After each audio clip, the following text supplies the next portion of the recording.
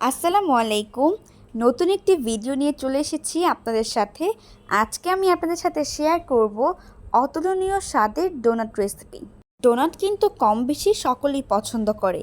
চলুন ফুল ভিডিওটি দেখে আসি।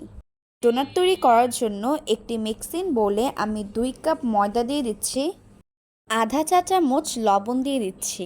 এবারে এটাকে মিক্সড করে নিব। একটি মেজারমেন্ট কাপে হালকা কুসুম গরম পানির মধ্যে 2 চা চামচ ইস্ট, 2 টেবিল চামচ গুঁড়া দুধ এবং 2 টেবিল চামচ চিনি মিক্সড করে গুলিয়ে নিয়েছি। মিশ্রণটাকে ঘুরিয়ে ঘুরিয়ে ময়দার মধ্যে দিয়ে দিচ্ছি এবং মিক্সড করে নিচ্ছি।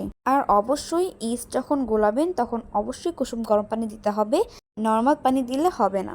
আপনাকে ইস্টটা ফোলানোর জন্য বেশিক্ষণ ওয়েট করতে হবে না, কারণ এটা অ্যাক্টিভ ড্রাই ইস্ট।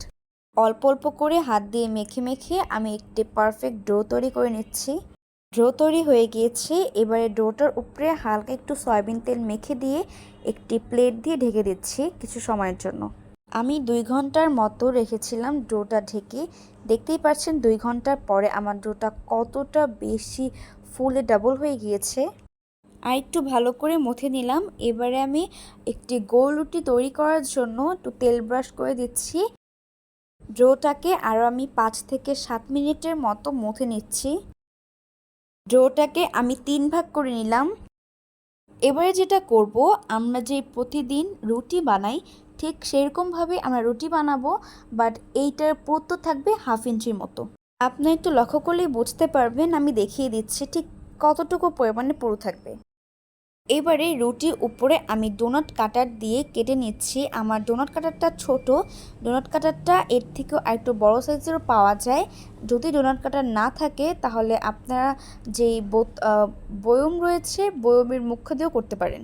ডোনাট কাটার দিয়ে সব ডোনাটগুলো কাটা হয়ে গিয়েছে। এবার একটি প্যানে ডোনাটগুলো ভেজে নেওয়ার জন্য সয়াবিন তেল দিয়ে দিয়েছি আর ডোনাটগুলো উল্টিয়ে পাল্টিয়ে ব্রাউন কালার হয়ে এক পর্যন্ত ভেজে নিচ্ছি।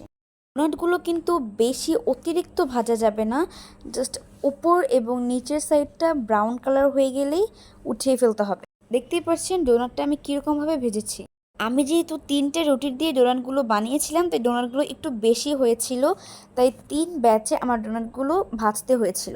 ডোনাটগুলো তো আমার ভাজা হয়েই গিয়েছে। এবার একটু অ্যাট্রাকটিভ করার জন্য ডোনাটগুলোর উপরে আমি চকলেট সিরাপ দিয়ে দিয়েছি, সাথে কিছু সুইট বল উপর দিয়ে গার্নিশ করে দিয়েছি। মূলত ডোনাটগুলো চকলেট দিয়ে কভার করতে হয়, কিন্তু আমার কাছে তাৎক্ষণিক চকলেট না থাকার কারণে আমি চকলেট সিরাপ দিয়ে ডোনাটগুলো কভার করেছি। তো গাইস, এই ইজি প্রসেসে খুব সহজেই আপনারা বাসায় চটজলদি ডোনাট তৈরি করে বাচ্চাদের টিফিনে কিংবা বিকালের নাস্তা হিসেবে সার্ভ করতে পারেন। এতে করে সবাই কিন্তু খুশি থাকে। এরকমই সিম্পল অ্যান্ড ইজি রেসিপি নিয়ে হাজির হবে আওয়ার কিচেন রুম। ভিডিওটি ভালো লাগলে অবশ্যই লাইক, কমেন্ট এবং সাবস্ক্রাইব করে দিবেন। দেখা হবে নেক্সট ভিডিওতে। আল্লাহ হাফেজ।